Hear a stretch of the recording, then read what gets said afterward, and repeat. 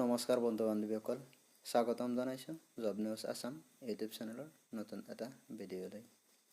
আজি আমি এই ভিডিঅ'ত অসম চৰকাৰৰ অসম পুলিচ বিভাগৰ পৰীক্ষাৰ বাবে আহিবলগীয়া কিছুমান অতি গুৰুত্বপূৰ্ণ প্ৰশ্নৰ উত্তৰ আলোচনা কৰিম। তো আহক দেৰি নকৰি ভিডিঅ'টো আৰম্ভ কৰোঁ। প্ৰথম প্ৰশ্ন, অসমীয়া সাহিত্যক চহকী কৰা চুটি গল্পৰ জন্মদাতা কোন? উত্তৰ, লক্ষ্মীনাথ বেজবৰুৱা। লক্ষ্মীনাথ বেজবৰুৱা অসমীয়া সাহিত্যক চহকী কৰা চুটি গল্পৰ জন্মদাতা।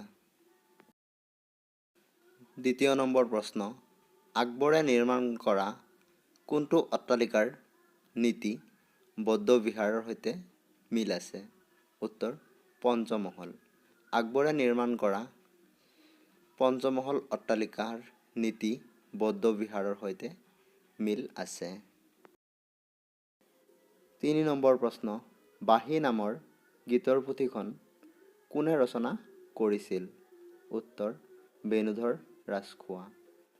বাঁহী নামৰ কবিতা পুথিখন বেণুধৰ ৰাজখোৱাই ৰচনা কৰিছিল।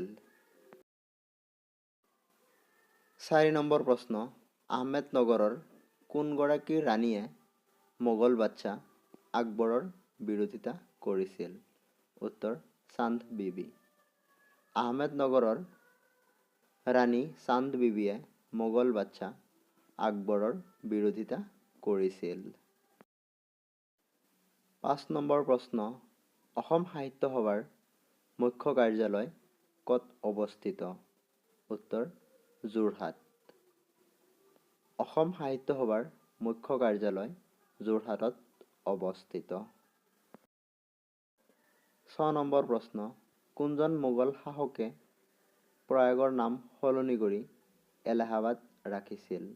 উত্তৰ, আকবৰে।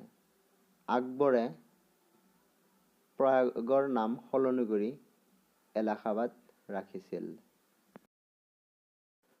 ৭ নম্বৰ প্ৰশ্ন, কোনজন কবিক অসম কেশৰী নামেৰে জনা যায়? উত্তৰ, অম্বিকাগিৰি ৰায়চৌধুৰী। অম্বিকাগিৰি ৰায়চৌধুৰীক অসম কেশৰী কবি নামেৰে জনা যায়। ৮ নম্বৰ প্ৰশ্ন, কাৰ ৰাজত্বকালত তুলসীদাসে ৰামচৰিত মানস ৰচনা কৰিছিল? উত্তৰ, আকবৰৰ ৰাজত্বকালত। আকবৰৰ ৰাজত্বকালত তুলসীদাসে ৰামচৰিত মানস ৰচনা কৰিছিল। ৯ নম্বৰ প্ৰশ্ন, কোনজন ৰাজপুত ৰজাই আকবৰৰ সাৰ্বভৌমত্ব মানি লোৱা নাছিল? উত্তৰ, ৰাণা উদয় সিং।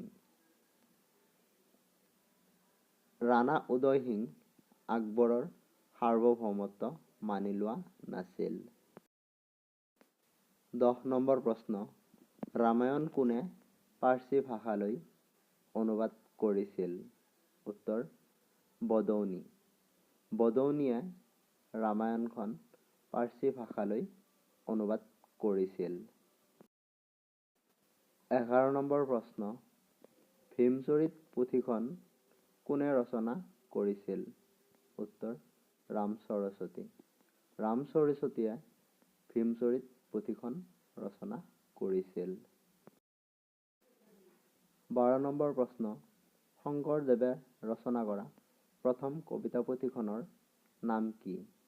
উত্তৰ, চিহ্নযাত্ৰা। শংকৰদেৱে ৰচনা কৰা প্ৰথম কবিতা পুথিখনৰ নাম হ'ল চিহ্নযাত্ৰা। ১৩ নম্বৰ প্ৰশ্ন, আকবৰৰ দ্বিতীয় ৰাজধানী কোনখন আছিল?